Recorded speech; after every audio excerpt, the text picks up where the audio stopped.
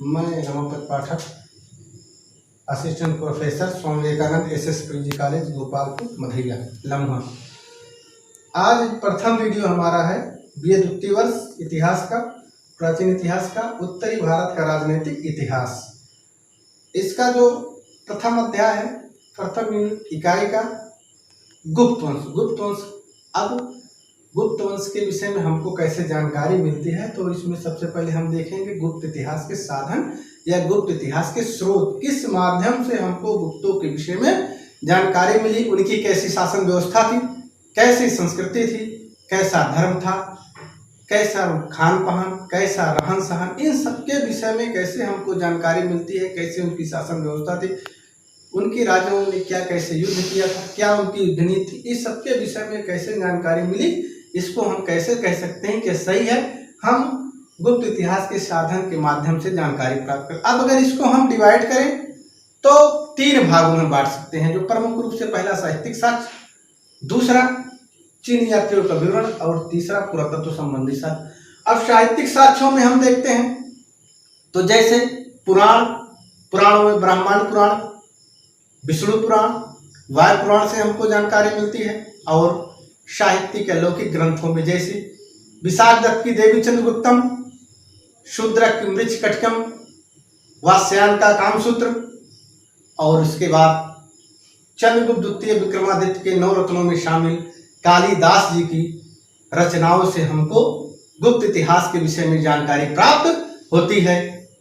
तो हम देखते हैं प्रमुख रूप से जैसे कालिदास की रचनाएं हैं, जिसमें मेघदूत, ऋतुसंहार, कुमार संभव, रघुवंश, अभिज्ञान शकुंतलम,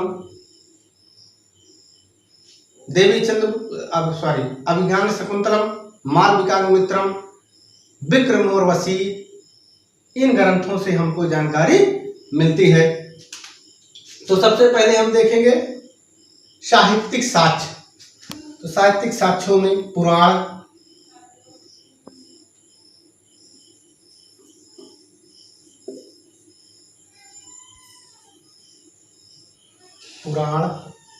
पुराणों में विष्णु पुराण,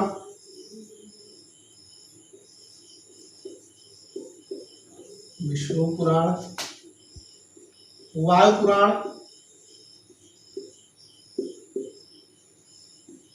ब्रह्मांड पुराण,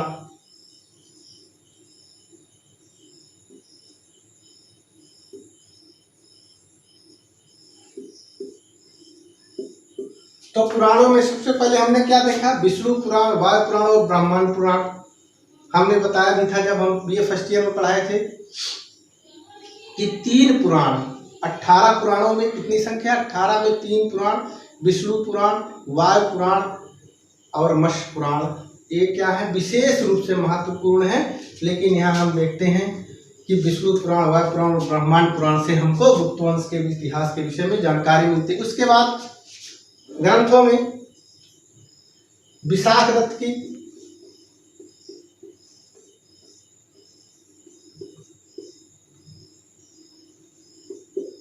देवी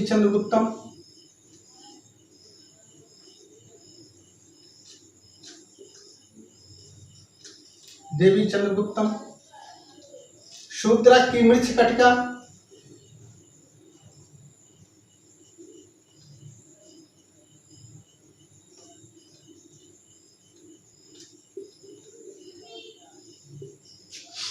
वात्स्यायन का कामसूत्र,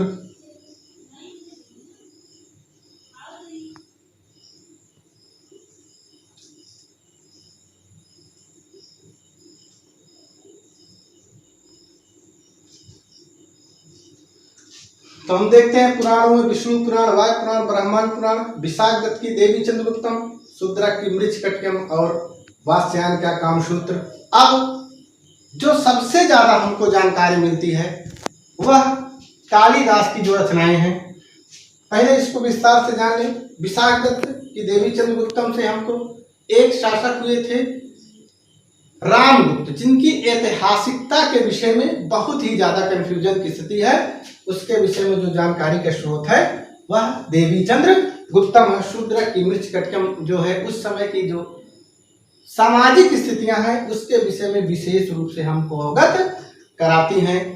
और इसके बाद जब हम देखते हैं तो कालिदास की रचनाएं हैं, आप इसको लिख लीजिए या स्क्रीनशॉट ले सकते हैं। उसके बाद फिर कालिदास की रचनाओं के विषय में हम बताएंगे।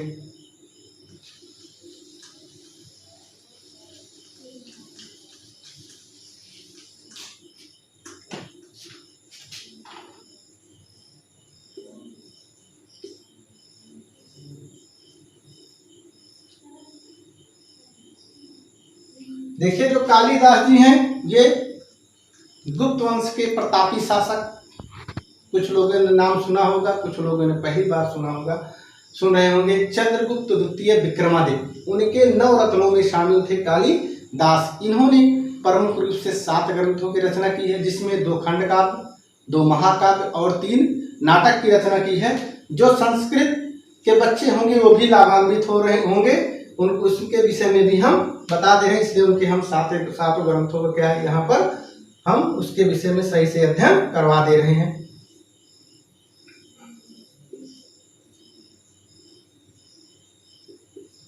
ऋतुसंहार, मेघदूत,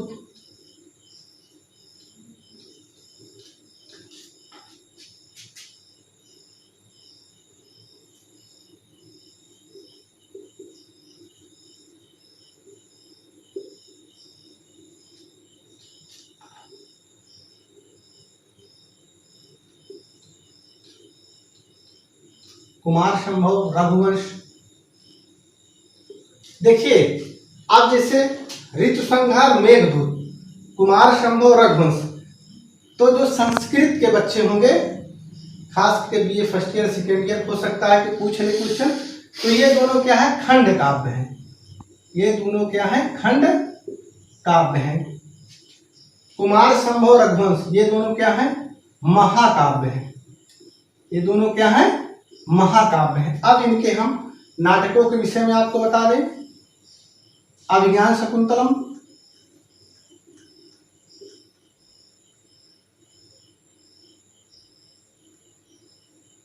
अभिज्ञान शकुंतलम,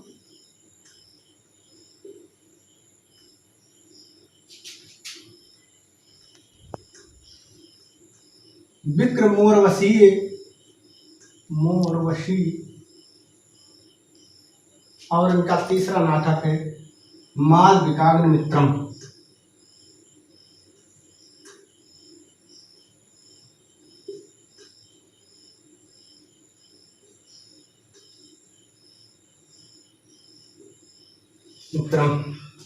तो हमने देखा कालिदास के रचनाओं में ऋतुसंहार, मेघदूत खंड काव्य, कुमार संभव रघुवंश महाकाव्य, अभिज्ञान शकुंतलम, विक्रमोर्वशी और मालविकाग्निमित्रम, यह कौन है, नाटक ग्रंथ हैं, नाटक हैं।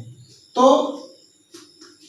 आप उठा के देख लीजिए, बीए फर्स्ट ईयर में अनवरत एक न एक किताब के विषय में, ग्रंथ के विषय में, पुस्तक के विषय में के पूछा जा रहा। और एक चीज जान लीजिए कि जितने भी समय ग्रंथ है प्रमुख रूप से सभी विशुद्ध संस्कृत भाषा में थे। सारे ग्रंथ क्या हमें लगता है कि विशुद्ध संस्कृत भाषा में थे। अब इन सब के माध्यमों से हम गुप्त वंश के विषय में जानकारी प्राप्त करते हैं, कैसे उनकी शासन व्यवस्था थी, कैसे उनकी युद्ध की नीति थी, किस राष्ट्र के प्रति उनकी क्या नीति थी, कैसे उनकी मोक्ष ग्रहण की नीति थी, कैसे किसको अपने अधीन किया, इन सब के विषय में जानकारी हमको इन साहित्यिक स्रोतों से मिलती है। अब जो बीए द्वितीय वर्ष के बच्चे हैं इनको क्या करना है, जब इनसे पूछा जाए गुप्त इतिहास के साधन, तो आप इस तरीके से जब लिखेंगे तो जो आपको नंबर मिलेगा वो अच्छा नंबर मिलेगा।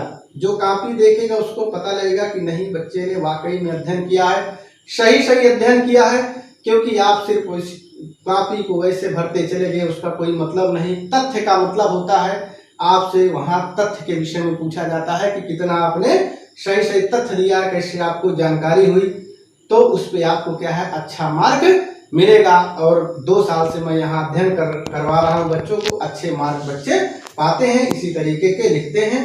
और फिर इसके बाद हम साहित्यिक साक्ष्यों के बाद अब दूसरे वीडियो में हम बताएंगे चीनी यात्रियों का विवरण और पुरातत्व संबंधी साक्ष्य, क्योंकि वीडियो बड़ा हो जाएगा तो क्या है, यह समस्या होती है। दूसरे वीडियो में हम आपको बताएंगे चीनी यात्रियों का विवरण और पुरातत्व संबंधी साक्ष्य। इसमें अगर कहीं से आपको लगे कि कुछ सुधार की आवश्यकता है तो इसमें आप लोग कमेंट कर सकते हैं और उसमें हम सुधार करने का प्रयास करेंगे। धन्यवाद।